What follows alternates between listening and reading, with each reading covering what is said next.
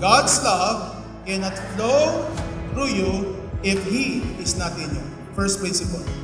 Mga kabataan, mga magulang kapatid, kung ano nakikita ninyo sa harap ng Love Struck Movement na aming ginagawa, would follow this principle. Wala tayong pwedeng ibigay sa iba kung hindi tayo unang pinuno ng Diyos. Mahirap magmahal kapag wala kang tunay na pagmamahal ng Diyos. Mahirap magpatawad, mga kapatid, pag hindi mo naranasang patawarin ka.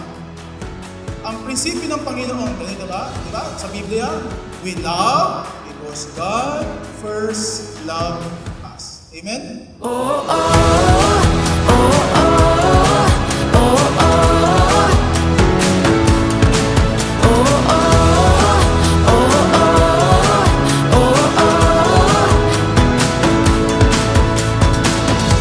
Do not enter into a relationship if marriage is not your goal.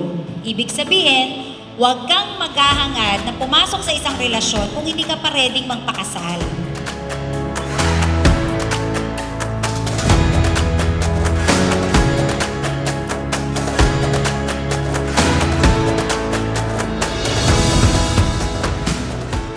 Choose God daily.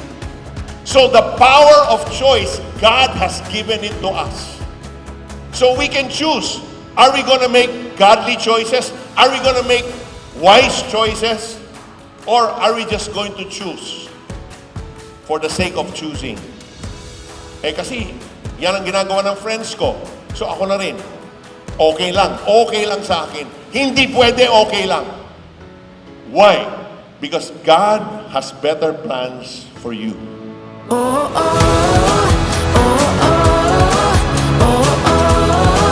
Yes, I can.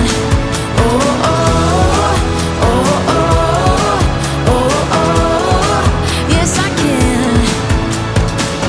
Come with me, everybody. Sing my hand, yes, I can.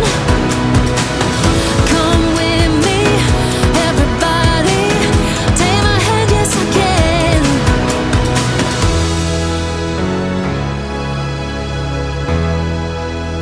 I found out and I realized through the reading of the Word and through prayer that if you put your purpose first, ano ang layunin, ano yung pinapagawa sa atin ng Panginoon, pag inuuna natin yon, sumusunod yung blessing. Tama?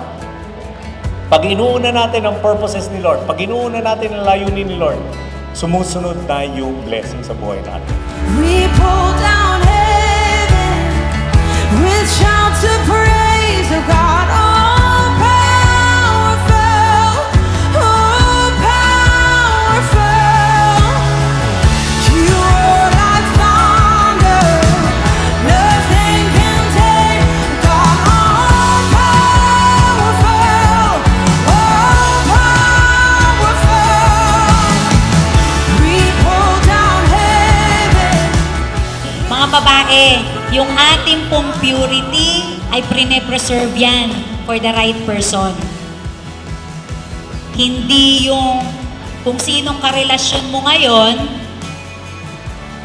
always available. Mga babae, preserve yourself. You do not make a standard. Ito ang gusto ko, ganito ang height, ganito. Sa tingin niyo ba talaga, itong itsura ko, itong pinangarap ni Jean makasama? Paano ako napunta sa kanya?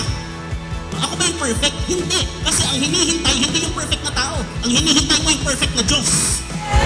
You roar like thunder, nothing can tame God, all power. Sa buhay Kristiyano is this: you must befriend the Holy Spirit. Because the Holy Spirit, according to the Bible, would be with us, would be in us, and would be upon us.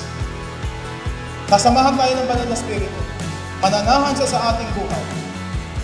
At bibigyan tayo ng kapangyarihan para ma-overcome lahat ng ating mga kahinaan.